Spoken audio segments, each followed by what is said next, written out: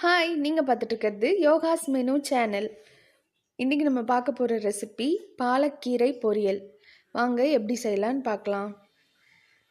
அதுக்கு ஃபஸ்ட்டு வடை சட்டி வச்சுக்கோங்க. அதில் 2 டேபிள் ஸ்பூன் எண்ணெய் விட்டுக்கலாம்.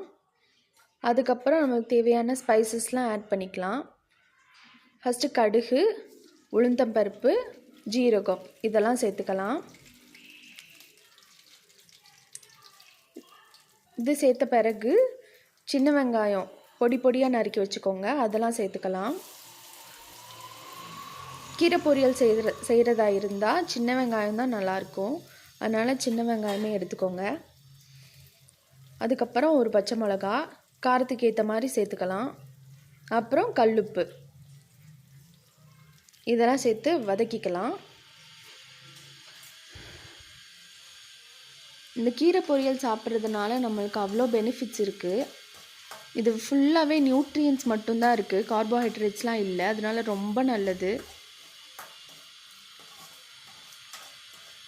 நம்ம பேலன்ஸ் டயட்டில் கார்போஹைட்ரேட்ஸ் கம்மியாக எடுத்துட்டோம்னா நல்லாயிருக்கும். இதில் ஃபேட் இல்லை, கெலோரிஸ் ரொம்ப கம்மியாக இருக்குது. அதனால் நீங்கள் கண்டிப்பாக இது டெய்லி ஒன்ஸ் எடுத்துக்கணும், மீலில் சேர்த்துக்கிட்டால் நல்லது. இதுக்கப்புறம் நம்ம கீரையை சின்ன சின்னதாக கட் பண்ணிக்கோங்க, அதெல்லாம் சேர்த்துக்கலாம். இப்போ பாருங்கள், அந்த சட்டி ஃபுல்லாக இருக்க மாதிரி இருக்குல்ல, இது வெந்துருச்சுன்னா ரொம்ப கம்மியாயிரும். அப்போனா அது வெந்துருச்சுன்னு அர்த்தம். கீரையெல்லாம் சேர்த்துக்கோங்க. சேர்த்த பிறகு 1/2 டம்ளர் அளவு தண்ணி ஊற்றிக்கோங்க.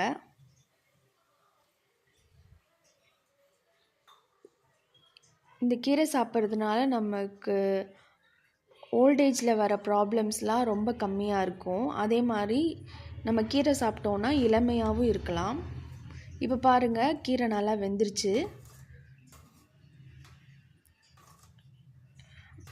வேகாத மாதிரி இருந்துச்சுன்னா இன்னும் கொஞ்சம் நேரம் கூட மூடி போட்டு வேக விட்டுக்கோங்க. இன்னும் கொஞ்சம் நேரம் நம்ம வேக விட்டுக்கலாம்.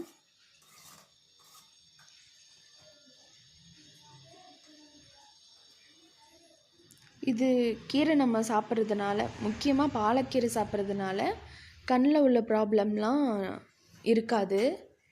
இருந்தாலும் சரியாயிரும், நம்ம வராமையும் தடுத்துக்கலாம்.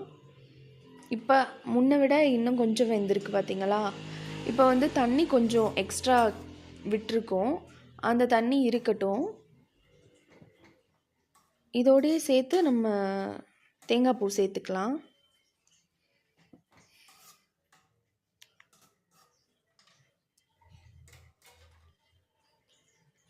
நம்ம கேர்ள்ஸுக்கு பிளட் இருக்கும்ல, அதை காம்பன்சேட் பண்ணுறதுக்கு கூட இந்த கீரைலாம் ரொம்ப முக்கியமாக ஹெல்ப் பண்ணுது. முக்கியமாக பாலக்கீரை நல்லா ஹெல்ப் பண்ணும். கண்டிப்பாக சாப்பிடுங்க. தேங்காய் பூ சேர்த்துட்டு அடுப்பு ஆஃப் பண்ணிடுங்க. நல்லா மிக்ஸ் பண்ணிக்கோங்க. அதுக்கப்புறம் பாலக்கீரை லோ பிபி இருக்கவங்களுக்கும் நல்ல ஒரு மெடிசன்னு சொல்லலாம். இது அவ்வளோ சத்து இருக்குது, கண்டிப்பாக ட்ரை பண்ணுங்கள். வீக்லி த்ரைஸாவது கீரை எடுத்துக்கிட்டால் நம்மளுக்கு நல்லது. அவ்வளோதான், கீரை பொரியல் ரெடி ஆயிடுச்சு. கண்டிப்பாக எல்லோரும் ட்ரை பண்ணிவிட்டு எப்படி இருந்துச்சுன்னு கமெண்ட்டில் சொல்லுங்கள். வேறு என்னென்ன ரெசிபீஸ் வேணும்னு கூட நீங்கள் கமெண்ட் பண்ணலாம். நம்ம சேனலில் லைக் பண்ணுங்கள், கமெண்ட் பண்ணுங்கள், சப்ஸ்கிரைப் பண்ணிடுங்க.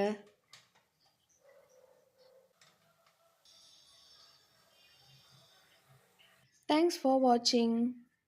நம்ம சேனலை மறக்காமல் சப்ஸ்கிரைப் பண்ணிவிட்டு கூடவே இந்த பெல் பட்டனையும் கிளிக் பண்ணிடுங்க.